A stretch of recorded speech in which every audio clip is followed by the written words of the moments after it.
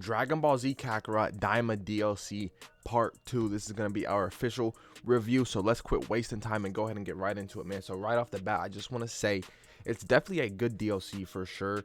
I would probably rank it top 3. I'll probably rank it top 3 for sure. That said, it does have problems, but we'll talk about that later. So if you guys don't know what this part of the DLC covers, it does cover part 2 of Daima. If you guys have never seen Dragon Ball Daima, Goku and Vegeta and gang, they all get short minied and they go into the demon realm and they try to get the Dragon Balls to rescue Dende, and they end up fighting the Demon Lord and things of that nature. It does pick up right where DLC Part 1 left off of Daima. Now, if you've never seen the show, I will say you probably do need to play Part 1 to kind of understand Part 2. But if you have seen the show and you don't want to play Part 1, you don't need to. If you've seen the show, obviously, and you just want to play Part 2 because it has more of the hype moments, then yeah, I would say go ahead, go straight into Part 2 for sure. And also Part 2 is a lot better than Part 1.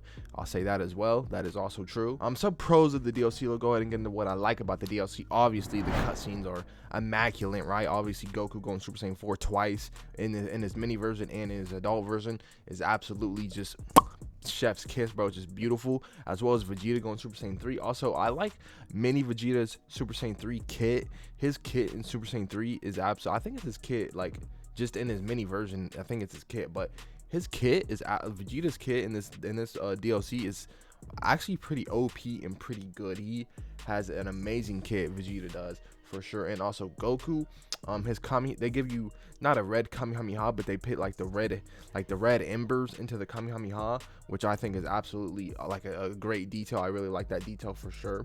Another detail I like is I like that in the final battle, everyone's like you only get, like, obviously you get the 2 people who are on your team that you can like trigger their moves, but also in the final battle you can see Piccolo, the other Tamiga, Majin Buu and Majin Q just like flying around and shooting blasts and things of that nature. I don't really know if they're doing any damage, but like I like the detail of them being out there on the field and actually just being out there and fighting with you. I think that's a pretty good detail. Getting to the cons.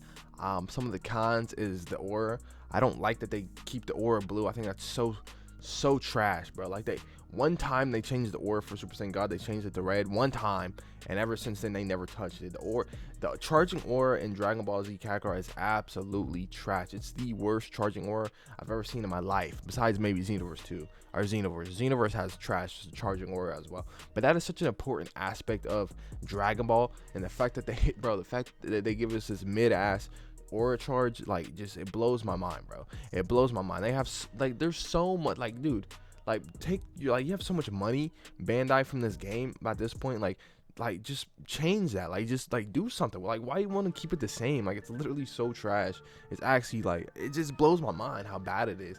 I mean, it's not bad, like it's just so mid. Like, it's just so mid. It's not, you know what I mean? Like, look at it. Like, literally look at it, guys. Like, if you played the game, like, look at it. Like, it's just so, like, what even is that? That's not the aura charge that should be in a Dragon Ball game. They should not be proud of that whatsoever.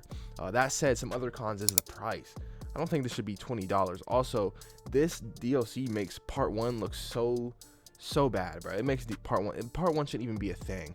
They should have combined both of these DLCs into one DLC and charged that $20, bro. These DLCs are not worth $20. Like, the other DLCs are like, what, like $13, I believe. This one's 20. These Part 1s and Part 2s is 20. And Part 1 is not only trash, but it's $20. Like, why? Like, it's not good. The prices is not good. I'm not gonna lie to you. And I know earlier I said you don't need to skip. You can skip Part 1 and just play Part 2. I would actually recommend you do that, because Part 1 is actually just, Part 2 just eclipses Part 1 so much. I don't even think you should play Part 1. I'm gonna keep it a buck. I don't think you should spend your money on it. I don't think it's worth the season pass.